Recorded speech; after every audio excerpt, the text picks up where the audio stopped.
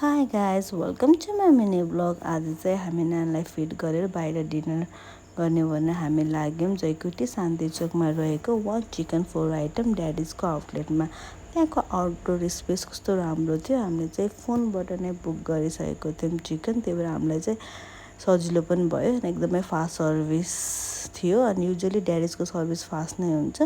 त्यसपछि हामीले चाहिँ फर्स्ट आइटम आयो हाम्रो चाहिँ कलेजी र पाङ्ग्रा। मैले खिच्ने बिर्सेँ। त्यसपछि यो झानेको हो कि साँधेको आउँछ, त्यो एकदमै मिठो थियो। अनि थर्ड आइटम चाहिँ मैले बिर्सेँ, नामै बिर्सेँ यसको चाहिँ। अनि हाम्रो चाहिँ लास्टमा चाहिँ सुप आउने रहेछ।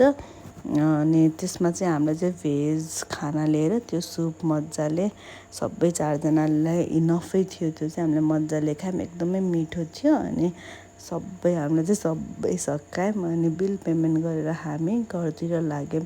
रातिमा एकदमै त्यति बेला चाहिँ एकदमै हावा लागेको थियो अनि हामी चाहिँ सुस्त ड्राइभ गरेर चाहिँ मिठो मेलोडी गाना सुनेर चाहिँ हामी घर फर्क्यौँ। Thank you so much for watching.